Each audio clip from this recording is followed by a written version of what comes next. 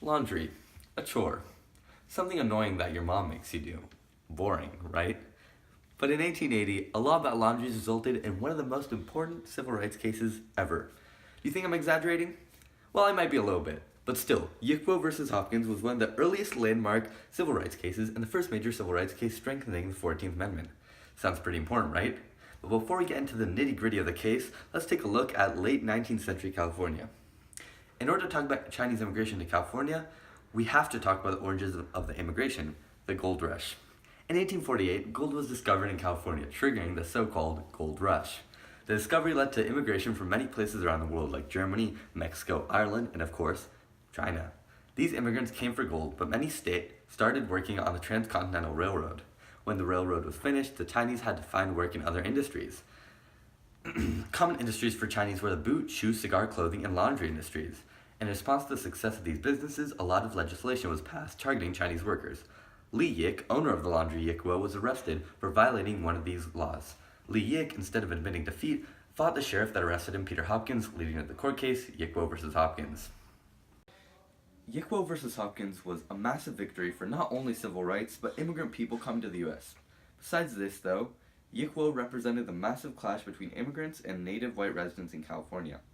In this video, I will be trying to explore this rich and dense case in order to find out, to what extent did Yickwo versus Hopkins represent the sentiments toward Chinese immigration in the 19th century, and to what extent did it give a judicial backing to the civil rights movement? To answer these questions, I'm going to be taking you into a deep dive into the cultural, political, and economic factors that played a major role in this case. Let's jump in. $60. Not a small amount, but not something you could live by either. However, in the late 19th century, $60, not in Federal Reserve notes, of course, was worth a whopping $1,621 in today's currency. Fat stacks, right? Li Chu, a Chinese laundryman in the 19th century, made this much from his laundry in just a single week. According to his autobiography, Chu sent back a good portion of his money back to China, saved some of the money, and spent the rest on entertainment and luxury in ethnic Chinese neighborhoods, or Chinatowns. The success and wealth is not a very common story, however. More common than the rags to riches story of Chu is the story of the hard-working Chinese man. When I say man, I am in fact referring to mostly men, since the wide majority of Chinese immigrants were male. These immigrants came on paid boats to California, had to start their American life with debt from the shipwright there. In general, these immigrants' main goal was to earn money in America and bring the money back to China, either in the form of sending it back or moving back to China with it. In addition to this, Chinese workers generally accepted lower wages. These economic differences led to a growing resentment of Chinese by white Americans, who felt cheated out of their jobs. We can see the same thing even today, possibly even more so. At least in the 1800s, the president didn't threaten to build a wall to keep all the immigrants out, right? Instead of physical barriers to migration, white voters in California crippled immigrants economically through various pieces of legislation. While most of these were struck down in court or repealed by other laws, their passage shows the economic frustration of the white male voting population. The most plainly biased of these laws was called an Act to Protect Free White Labor Against Competition with Chinese Coolie Labor and was passed in 1862. Crazy, right? In Yickwo versus Hopkins, the entire premise of the case is in fact based on one of these laws. Order number 1569, passed in San Francisco, states that everybody operating a laundry in the city made of wood must receive a permit from a board of supervisors. Now, at first glance, this seems like a pretty unbiased law, right? The people of San Francisco just want to make their laundry safer. But alas, as with many of the laws passed in this great country, there is a darker side to the order. While this law targets all laundries, 89% of laundries in San Francisco were operated by people of Chinese descent. Furthermore, out of this massive Chinese majority, not a single laundry was granted the permit, while all white laundry workers got a permit if they applied. Sounds kind of suspect, right? White Americans and Chinese immigrants are different. It does not take much to figure that out. Meeting this land of the free and home of the brave isn't being different than the European trade. Doesn't being unique mean being American? Well, maybe if you're referring to different sects.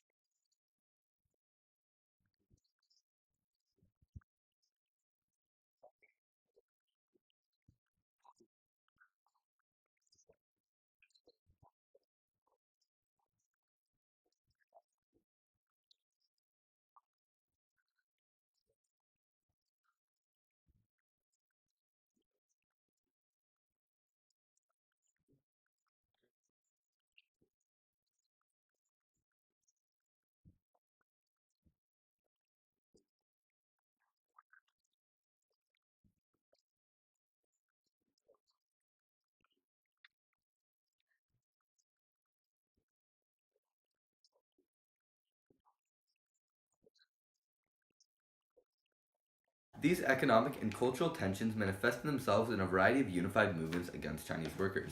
This is evident in a speech given to the working men of San Francisco, in which the speaker says, Today, every avenue to labor of every sort is crowded with Chinese slave labor. worse than it was 8 years ago. The boot, shoe, and cigar industries are almost entirely in their hands. This state of things brings about a terrible competition between our people, who must live, if they live at all, in accord with American civilization and the labor of a people who live like what in fact they are, degraded serfs under masters who hold them in slavery. We should all understand that this state of things cannot be much longer endured. This combination of cultural and economic tension led to a myriad of anti-Chinese legislation. These laws served the purpose of both limiting the number of Chinese that could come to America and limiting the success of the Chinese in America. Efforts to limit the immigration of Chinese came as early as 1855, just 7 years after the start of the gold rush, with an act to discourage the immigration to the state of persons who cannot become citizens. A couple decades later, in 1882, the infamous Chinese Exclusion Act was passed, which would stop Chinese immigration for the next 60 years.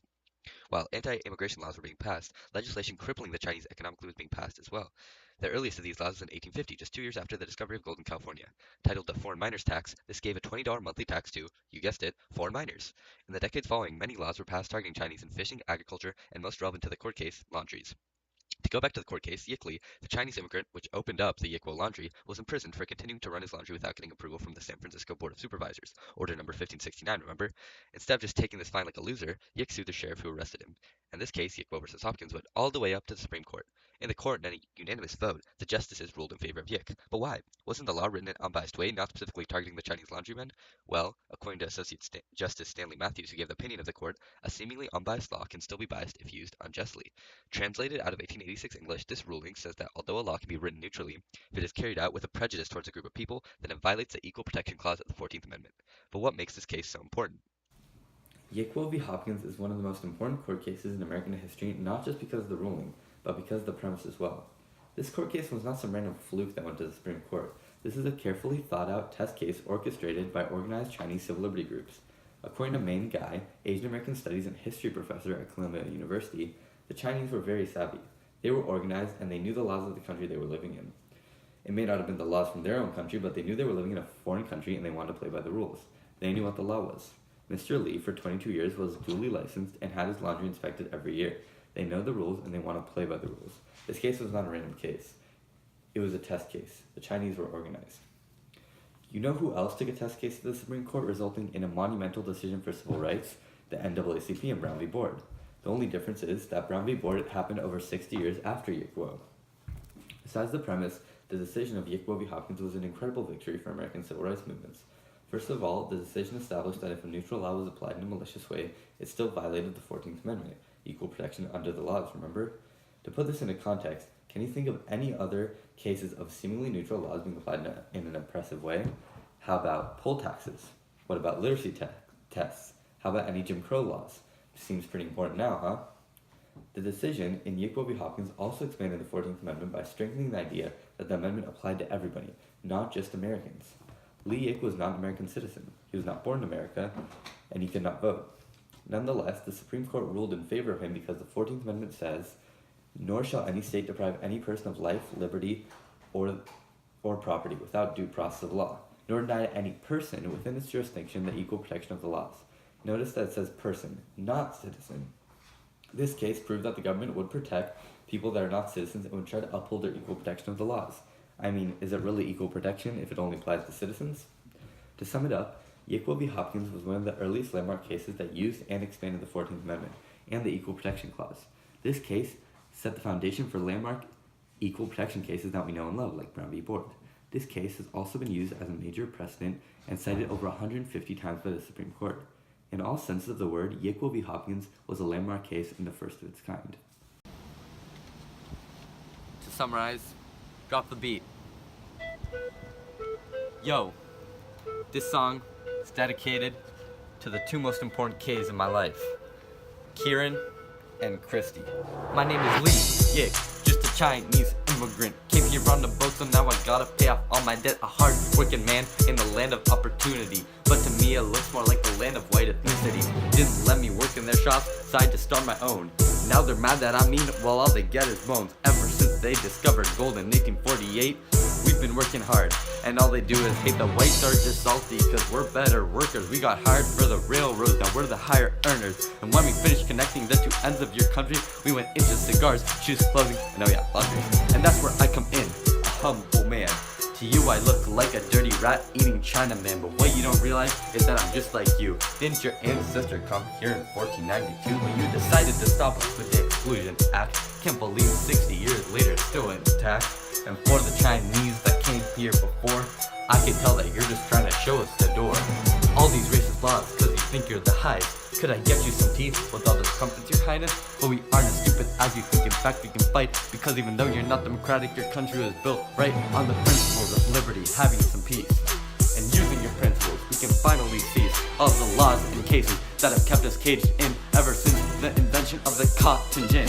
So while this court case is just a small step for man, in the years to come, you can see that it began a civil rights movement for a non-white race, or for anyone else that's been spit in the face by the privileged Christian Anglo-Saxon males. Well, soon your plan for white supremacy will surely fail. You were so petty you arrested me for just cleaning clothes. Well, the judge has now spoken, and all I can say is case closed.